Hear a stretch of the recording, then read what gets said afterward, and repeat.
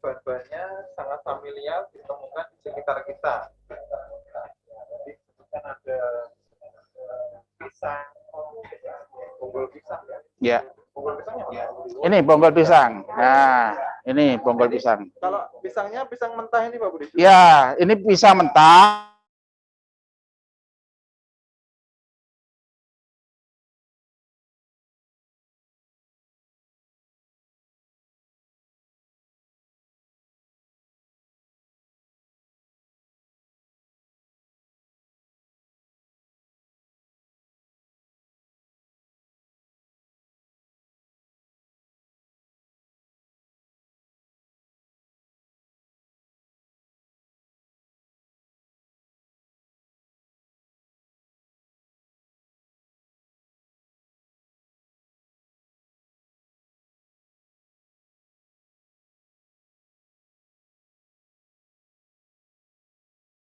Rasanya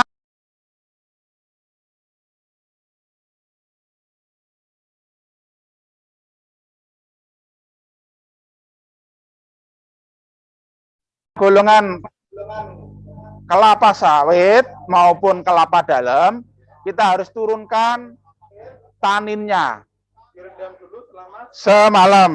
Ya, ini. Nah, Mbak, coba ini silakan Mbak ini kan. Ini serabutnya, masukkan sana dulu Mbak. Ya, sedikit aja. Serabut, kemudian ini ada pelepah sawit sama tangkosnya yang sudah dirajang tadi, tangkos. Ya. Nah, ini kita rendam selama semalam. Nah, sehingga kita akan dapatkan ini yang namanya tanin, ya. Ini coklat ini tanin gitu, warna tanin ya. Nah, ini hasilnya seperti ini. Nah, tapi jangan dibuang ya guys. Ini sebagai salah satu bahan membuat herbisida organik. Ya. Tidak ada yang membuang, zero waste, ya. Ini setelah satu malam kita tus ya, Mbak. Silakan ditus, ini dibuka. Ya. Silakan ini dibantu Mas Arbai, masukkan ke sana. Ya, didekatkan. Nah, ini kita ambil satu-satu ya. Serabutnya, awas. Satu. Sobat Tani mempraktekkan di rumah tentu bisa dalam skala yang banyak. Lebih banyak. Nanti komposisinya kita berikan.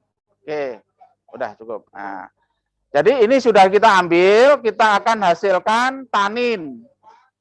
Nah, tanin ini jangan dibuang, ya. Ya, nanti seperti tadi saya sampaikan untuk bahan herbisida ini taninnya. Ya. Selanjutnya, ini kita akan bikin mol ya dengan bahan-bahan tadi ada bonggol pisang ya. Kita masukkan juga kemudian ada urin ya. Molnya kita masukkan urin. Nah. Kemudian ada air kelapa. Ini masih manfaatkan masih dari kelompok kelapa-kelapaan bahannya ini. Oke. Air kelapa tua enggak masalah. Tua muda sama saja, Mas. Ya. Iya, muda manusianya masih mau. Kemudian ini gula cair atau tetes ya. Nah, kita masukkan. Dan ini kulumnya kita pakai ini tanah subur ya. Tanah subur untuk kita masukkan ke sini, kita rendamkan. Ini sudah kita masukkan. Nah, ini sudah kita rendam. Nah. Oke. Selanjutnya yang buah pisangnya kita masukkan juga. Nah. Dengan bonggol pisang juga kita masukkan sana. Ya. Nah, nanti guys akan kita dapatkan 1 drum ya. Ini bisa 100 liter. Nah, dari fermentasi selama 7 sampai 15 hari, nah, kita akan dapatkan yang namanya mol. Nah, ini Ini yang sudah Ini ya tadi direndam selama berapa? 7 sampai 15 hari. 7 sampai 15 hari. Ini Ya. apa namanya? Aerob atau anaerob? Anaerob ini seperti ini ditutup ya. Ya. Nah, ditutup kayak ini. Ini yang sudah selama 15 hari. Nah, kita dapatkan itu. Selanjutnya kita ambil di sini, Mbak. Masuk, ambilkan sini. Ini kita akan dapatkan mol. Ya, mol pertama bisa kita lihat di sini hasilnya, ya. Jadi nanti akan yang paling bagus ada mama enzimnya. Jadi kelihatan di situ ada, nanti di foto di situ bisa kita tunjukkan. Ya. Ya, kita ambil ini untuk molnya.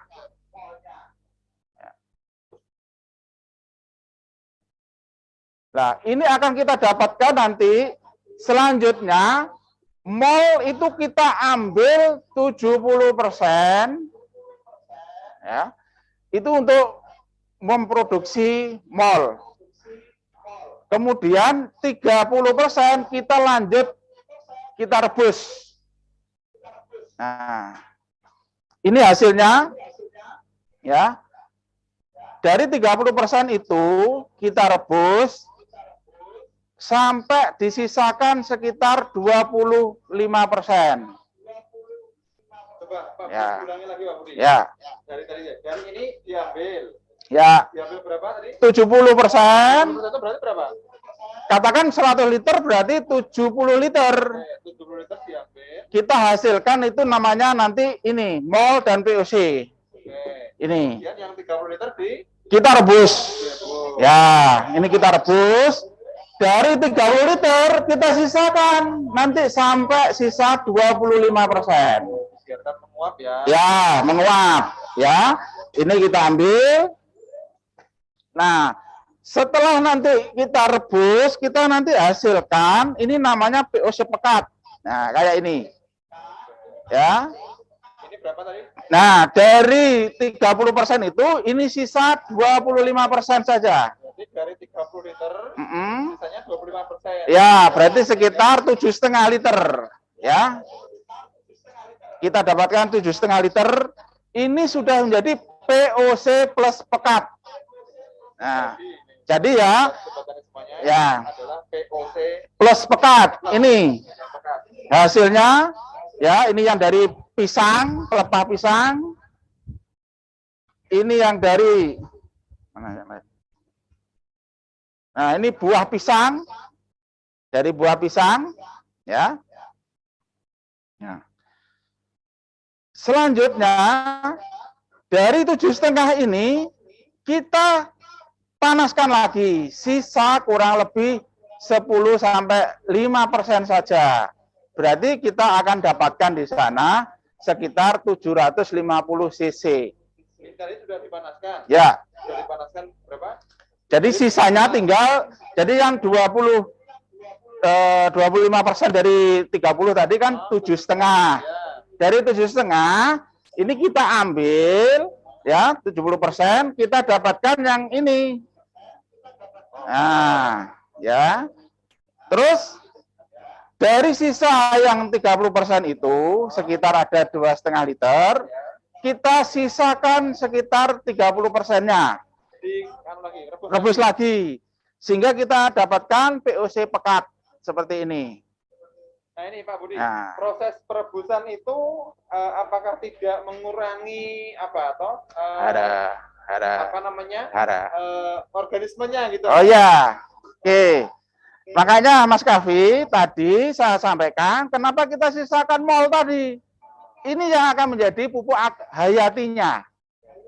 Nah, kemudian yang ada di sisa perebusan ini itu yang menjadi NPK plus. Ya. Kemudian berarti perebusan tadi memang kalau apa mempengaruhi mikroorganisme tidak ada masalah. Tidak masalah. Yang diambil adalah NPK-nya. NPK-nya yang molnya sudah mamanya sudah kita selamatkan di sini. Oke. Nah, sehingga kita dapatkan VOC pekat ini. Nah, dari VOC pekat kita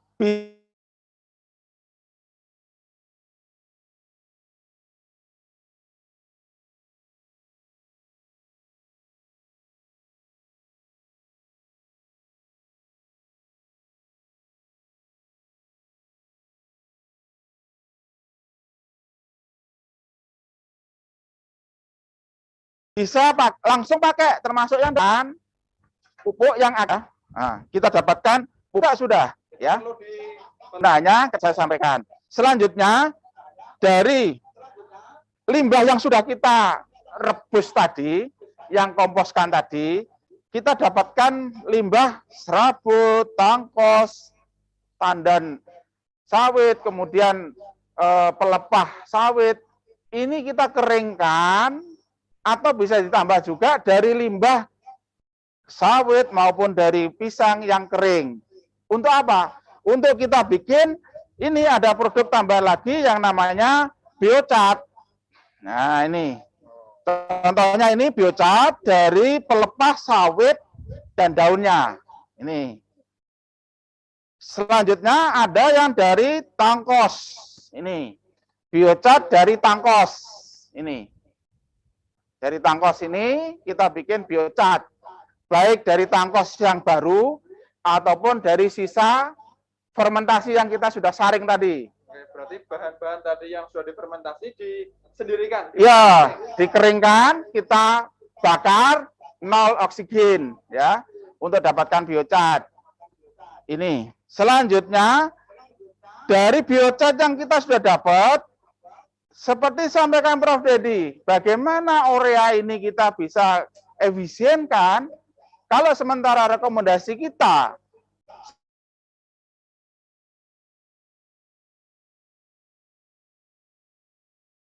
150, bahkan ada yang sampai 200.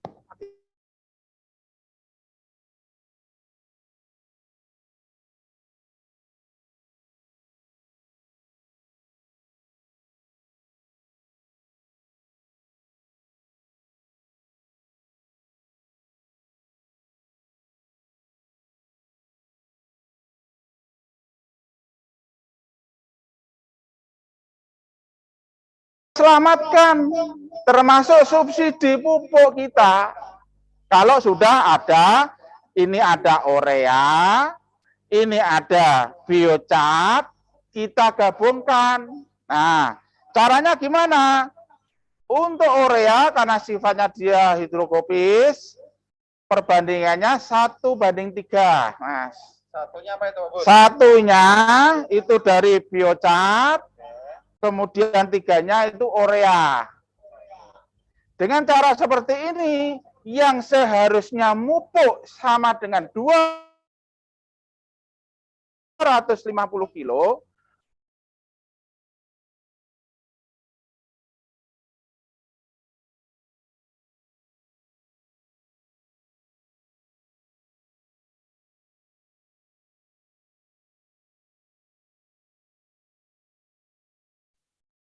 sekarang kemarin itu 27.000 per kilo. Bayangkan itu.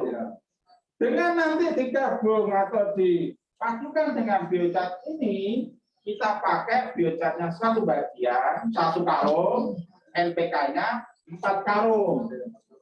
Ini bisa mengefisienkan 40 sampai 70%. Nah, sehingga kalau biasanya pakai sampai 400 kilo, ya rekomendasi NPK, berarti apa? Kita bisa selamatkan 160 sampai 240 kilo, yang itu hanya hanyut, menguap, atau perkolasi, yang intinya tidak bisa dimanfaatkan oleh tanaman kita. Baik. Tuh. Nah, untuk coatingnya tadi apa? Ya. Coating apa namanya? Biokar. Ya. Ya. Itu apakah hanya yang ini hasilnya yang dari urea plus biocat. Biocarnya dari apa tadi? Ini biocat dari pelepah sawit dan daun. Berarti ada yang dari pelepah sawit, ada yang dari pisang. Ini ya? Ini pelepah pisang dan daunnya. Oke. Nah, ini. Artinya biokar itu bukan hanya dari pelepah sawit ya? Iya. Pelepah pisang juga bisa. Semua biomasa sebenarnya. Hanya kita sementara mengkaji, memfokuskan di kelapa sawit dan pisang. Ya. Bahkan nanti Sobat Tani bisa terinspirasi dengan acara kita, bisa membuat sendiri. Ya. Termasuk, Pak, saya banyak bambu, di sana banyak fosfat, kalium, silakan pakai bahan bambu. Pak, di tempat kami banyak enceng gondok, silakan nanti dibikin dari enceng gondok, dikeringkan, bisa jadi biocat juga. Baik, Nah, Sobat Tani ya, ini menarik sekali. Jadi kita bisa memanfaatkan bahan-bahan alami yang ada di sekitar kita untuk meningkatkan efisiensi pemupukan. Ya, dengan cara apa? Tadi Pak Budi sudah cukup menjelaskan dengan coating atau sebagai coating ya. Kemudian juga tadi dibuatkan POC dan MOL. Ya. Ini juga NPK plus. plus yang tadi disebut Pak Budi. Karena, termasuk ini salah satunya NPK plus. Ini untuk padi-padi lahan rawa yang relatif silikatnya rendah, banyak rebah-rebah. Nah, jadi POC pekat ini dikombinasi dengan pembakaran kita kan kadang sering meninggalkan abu. ya. Jangan disia-siakan abunya. Dari abu itu kita kombinasikan dengan POC pekat ini. Nah, ukurannya seberapa? Tergantung kadar air dari abunya. Oh, berarti abu dicampur dengan POC pekat. Ya. Oh. Ini hasilnya. Ini bisa ditabur, bisa ditaruh di bawah-bawah tanamannya. Kalau kita nanam jagung misalnya, itu kan butuh silikat dan Iya. nitrogen yang lain. Oke, berarti produk utamanya tadi POC pekat ini. Ya, Setelah mengalami 2 kali perebusan. ya, yang kandungan NPK-nya tinggi. Oke. Tuh. Kalau yang turunan kedua tadi, Ya, ini yang POC biocat. dan MOL. Ya, ini dalam bentuk pasta. Jadi, yang dari POC pekat ini khusus untuk yang serbuk, ya. Yang untuk POC yang 70% tadi, kita bikin pastanya dengan nambahkan silikat.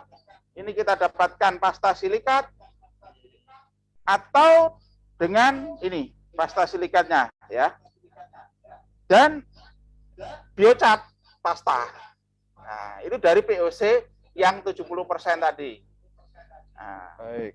jadi kalau yang pekat itu jadinya serbuk seperti ini. Ya. Tapi kalau yang NPK 70% tadi itu jadinya adalah pasta.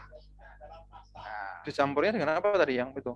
ini abu dengan Abu. POC 70%. Oh, oke. Kalau ini juga abu juga sama dengan abu tadi. Ya, kalau yang ini jadinya nanti abu ini. Nah, serbuk. Karena beda aja. Ya, beda kadar air saja sebenarnya. Baik, Sobat Tani, kita akan lanjutkan diskusi ini. Ya, silahkan siapkan pertanyaan. Kita kembali ke sana, Pak Budi. Oh ya, siap.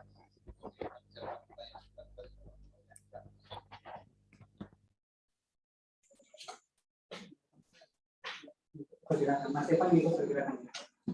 Mas Evan ikut pergerakan.